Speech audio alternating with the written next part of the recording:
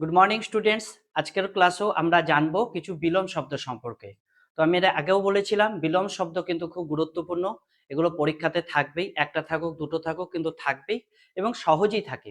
তো সহজের মধ্যে যদি কিছু জিনিস এমন থাকে যেগুলোর অর্থ বুঝতে আমাদের অসুবিধা হয়, তাহলে সেই বিলোমগুলো কি করে আমরা তার বিপরীত শব্দ ঠিকঠাক বের করব সেগুলো কিন্তু আমি আলোচনা করে দিচ্ছি। তো এর আগের গুলোতেও যেমন আমি তোমাদের বলেছিলাম যে প্রত্যেকটা শব্দের অর্থ বুঝেই মুখস্থ করব বা পড়বো, সেভাবে আজকেও আমি কিন্তু সেই ক্লাসটা তোমাদের করাবো। তো চলো সম্পূর্ণ ক্লাসটা দেখে নিই। চলো তাহলে আজকের বিলোম কটা একটু দেখে নিই। প্রথমটা যেটা রয়েছে লাভ। লাভ জানি আমরা তাকে কি বলে? প্রফিট। তাহলে হানি কি হবে? হানি হচ্ছে লস। তাহলে লাভের বিপরীত শব্দ হচ্ছে হানি, বা আমরা বাংলায় লাভ বললে কি বলি? ক্ষতি বলি। তারপর দেখো লচিলা। লচিলা মানে হচ্ছে যেটা দুর্বল, মানে সেই কঞ্চির মতো। আর যদি কঠোর বলি তাহলে বলতে পারবো যে বাঁশ। ঠিক আছে? লচিলা মানে হচ্ছে যেটা দোলে বা নরম বা কোমল, এরকম বলতে পারি। তাহলে তার বিলোম হবে কি? কঠোর বা শক্তিশালী বা হচ্ছে কঠিন। বক্র মানে কি? বক্র মানে বাঁকা। এই বক্রর বিপরীত শব্দ যখনই আমরা সোজা করব, আমি বলি যে এই জন্য মানে মুখস্থ করতে, তাহলে কিন্তু সেটা কি হয়ে যাবে? ভুল হয়ে যাবে। বক্রর বিপরীত শব্দ হবে ঋজু। ঋজু মানেও কিন্তু সোজা, কিন্তু এই সোজা শব্দটা ব্যবহার করলে কিন্তু হবে না। আমাকে সঠিক শব্দই ব্যবহার করতে হবে, যে বক্রর বিপরীত শব্দ কি? ঋজু। যেমন আমরা কৃতজ্ঞর বিপরীত শব্দ কৃতজ্ঞ জেনেছিলাম। ব্যষ্টি আর সমষ্টি। সমষ্টি মানে কি? এক জায়গায় জড়ো হওয়া, অনেকগুলো ভাগ, অনেকগুলো জিনিস মিলে, ধরো 10টা জিনিস আছে এক জায়গায় সমষ্টি করলাম। তাহলে ব্যষ্টিটা হচ্ছে সমষ্টির 10টা ভাগের মধ্যে একটা ভাগ, অর্থাৎ একটা ছোট হিস্সা। সমষ্টি যদি একটা বড় হিস্সা হয়, এক জায়গায় হয়, তাহলে ব্যষ্টি হচ্ছে তার একটি সব থেকে কি? ছোট হিস্সা। এবার এই যে আমরা এটা মানে না জেনে মুখস্থ করবো ব্যষ্টি সমষ্টি, ব্যষ্টিটা মানে কি? ব্যষ্টি মানে হচ্ছে যে যত সমষ্টিগতভাবে যে জিনিসটা রয়েছে তার সব থেকে ছোট হিস্সাটাকে বা একটা আলাদা হিস্সাটাকে আমরা কি বলবো? ব্যষ্টি বলবো। ঠিক আছে? ওয়ার মানে জানি আমরা, আর বধূ। ওয়ার মানে হচ্ছে যে ছেলে, আর বধূ মানে হচ্ছে যে মেয়ে, যে কন্যা আর কি, বিয়ে হবে। তো বিয়ের আমরা তাকে কি বলি? বর বলি। আর বাংলায় কি বলি? বর বধূই বলি। সেরকম এটা বর, আর তার বিপরীত শব্দ কিন্তু বধূই হবে, কারণ অনেক সময় লিঙ্গ ভেদেও কিন্তু বিপরীত শব্দ মনে রাখা হয়, বা লিঙ্গ ভেদে বিপরীত শব্দ হয়। বীর। বীর মানে হচ্ছে নিডার, সাহসী। তাহলে তার বিপরীত শব্দ হবে কি? কায়ার। ঠিক আছে? বীর কায়ার। বৃষ্টি অনাবৃষ্টি। এখানে অতিবৃষ্টি অনাবৃষ্টিও থাকে, কারণ এর আগে আমরা পড়েছি অতিবৃষ্টি হয়, অনাবৃষ্টি হয়, বা শুধু বৃষ্টির সাথে অনাবৃষ্টিও হয়। শীত মানে ঠান্ডা, আর উষ্ণ মানে গরম। তাহলে ঠান্ডা গরম। শকুন। শকুন মানে হচ্ছে কোনো মনে শান্তি, আর আপশকুন মানে হচ্ছে কোনো মনের মধ্যে একটা অশান্তি। আপশকুন ঘটে যাওয়া, শকুন মিলা মানে হচ্ছে মনে শান্তি মিলা, আর আপশকুন মানে হচ্ছে কোনো খারাপ জিনিস ঘটে যাওয়া। শ্বেত মানে সাদা, আর শ্যাম মানে কি? কালো। ঠিক আছে? শ্বেত মানে সাদা, শ্যাম মানে কালো।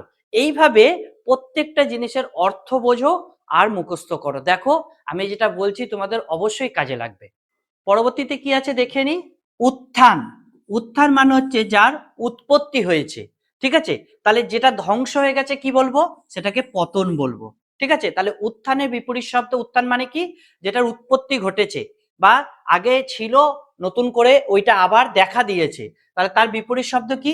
পতন। এক। এক মানে হচ্ছে এক, একটা বা এক জায়গায়। অনেক মানে হচ্ছে অনেকগুলো। তারপরে এখানে আছে ঐক্য, এটা হবে ঐক্য। ঠিক আছে? ঐক্য মানে হচ্ছে একত্রিত হওয়া, বা অনেকের মধ্যে যে ঐক্যতা থাকে সেইটা, এটা হচ্ছে অনৈক্য। অনেকের মধ্যে যে ঐক্য বা অনৈক্য মানে হচ্ছে এই ঐক্যতাটা তার মধ্যে নেই। আচ্ছা, ঐশ্বর্য। ঐশ্বর্য মানে হচ্ছে মানে বৈভব, মানে যশ খ্যাতি, এটাকে কি বলে? ঐশ্বর্য বলে। তার বিপরীত শব্দ কি হবে? অনৈশ্বর্য, মানে নেই, তার যশ খ্যাতি বৈভব কিছুই নেই। কৃষ্ণ। কৃষ্ণ মানে কি? কালো, আর শুক্ল মানে কি? সাদা। ঠিক আছে? তারপরে দেখো কৃপণ। কৃপণ মানে কি? কৃপণ মানে হচ্ছে কঞ্জুস যাকে বলি। আর উদার মানে কি? দয়ালু। কপুত। কপুত মানে হচ্ছে খারাপ। পুত মানে ছেলে, ক মানে হচ্ছে এখানে খারাপ দেখাচ্ছে, খারাপ ছেলে। আর সপুত মানে হচ্ছে ভালো ছেলে। স মানে আছে বা ভালো, ক মানে খারাপ বা নেই। গুপ্ত মানে কোনো জিনিস লুকিয়ে থাকা, তাহলে তার বিপরীত শব্দ কি হবে? প্রকট। তাহলে আমরা প্রচ্ছন্ন আর প্রকট সম্পর্কে বিজ্ঞানে পড়েছিলাম, সেই রকমই এটাকে গুপ্ত আর এটাকে বলবো প্রকট। গরল, গরল মানে কি বিষ, আর সুধা মানে কি মিষ্টি, যেটা অমৃত, সুধা, পিয়ুষ, আমরা তো পারিয়াবাচিতেও দেখেছি যে সুধা হবে কি অমৃত। ঠিক আছে, কৃত্রিম আমরা এর আগে পড়েছি আর্টিফিশিয়াল, আর প্রাকৃতিক মানে কি ন্যাচারাল। ঠিক আছে, এইভাবে মানে করে করেই পড়ো। পরবর্তীতে কি আছে একবার দেখে নি ভালো করে। গৃহস্থ, গৃহস্থ মানে হচ্ছে যে সংসারী। আমাদের কাছে যে বর্ণ ব্রহ্মচর্য, গার্হস্থ, বানপ্রস্থ, সন্ন্যাসী যে চারটে আমাদের ভাগ ছিল, তার মধ্যে এটাকে গার্হস্থ বা গৃহস্থ বলে, যেটাকে সংসারী বলে। তাহলে তার বিপরীত কি হবে? সন্ন্যাসী, অর্থাৎ সে সংসার মায়া ত্যাগ করে চলে গেছে, তাহলে গৃহস্থর বিপরীত শব্দ হবে সন্ন্যাসী। জয়, উইন, তাহলে তার বিপরীত পরাজয়। ঠিক আছে, আবার জয় বিজয় করে দিও না, জয় আর বিজয় কিন্তু একই, বিজিতটা আলাদা। ঠিক আছে, জ্যেষ্ঠ, জ্যেষ্ঠ মানে কি বলেছিলাম? অগ্রজ, মানে যে আমার আগে জন্মাচ্ছে, আমার বড়।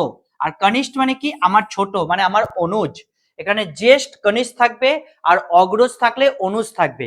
জ্যেষ্ঠের সাথে কিন্তু অনুজ লিখবে না, আর কনিষ্ঠর সাথেও কিন্তু তুমি অগ্রজ লিখবে না। কনিষ্ঠর সাথে জ্যেষ্ঠ হবে, জ্যেষ্ঠ সাথে কনিষ্ঠ হবে, অগ্রজ সাথে অনুজ হবে, অনুজের সাথে অগ্রজ হবে।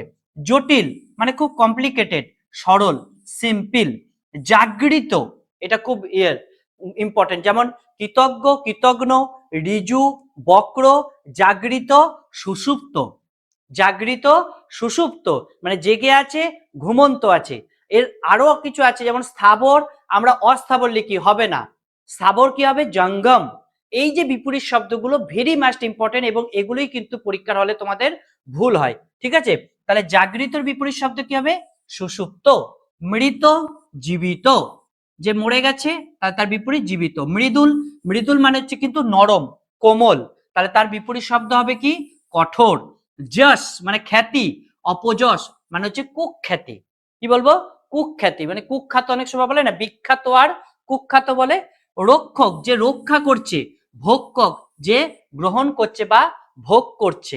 লৌকিক মানে হচ্ছে প্রাকৃতিক, অলৌকিক মানে হচ্ছে আর্টিফিশিয়াল, মানে সেটা হচ্ছে অন্য ধরনের একটা শক্তি। লৌকিক হচ্ছে যেটা প্রাকৃতিক, অলৌকিক মানে হচ্ছে এটা একটা অলৌকিক শক্তি বলে না, যেটা অন্য রকমের ভাবে আমরা দেখি বা বুঝি সেই জিনিসটা। তো এইভাবেই তোমরা প্রতিদিন যে বিলোমগুলো পড়ছো বাড়িতে নিজেরা মুখস্থ করো, মানে বুঝে। যদি মানে বুঝে না করতে পারো তাহলে কিন্তু ভুলে যেতে পারো, এবং কিছু জায়গায় গন্ডগোল হবে, যেমন স্থাবর অস্থাবর হবে না, স্থাবর জঙ্গম হবে, জাগৃত সুষুপ্ত হবে। ঠিক আছে, ঋজু বক্র হবে, কৃতজ্ঞ কৃতজ্ঞ হবে। এই বিষয়গুলো ভালো করে দেখো। আর যদি মানে না জানা থাকে তাহলে অবশ্যই আমাকে ফলো করো এবং আমাদের চ্যানেলকে সাবস্ক্রাইব করে দাও। তাহলে দেখো যে 10 মিনিট কা শো রয়েছে, এই 10 মিনিটের মধ্যে আমরা প্রতিদিন যে টাইমটা দিচ্ছি তাতে অনেক কিছু জানতে পারবো মুখস্থ পাঠের, এবং এইভাবেই নিজেকে তৈরি করে পরীক্ষায় একটি ভালো ফল করব। তো চলো আজকে এই পর্যন্তই, আবার দেখা হচ্ছে আগামী দিনে।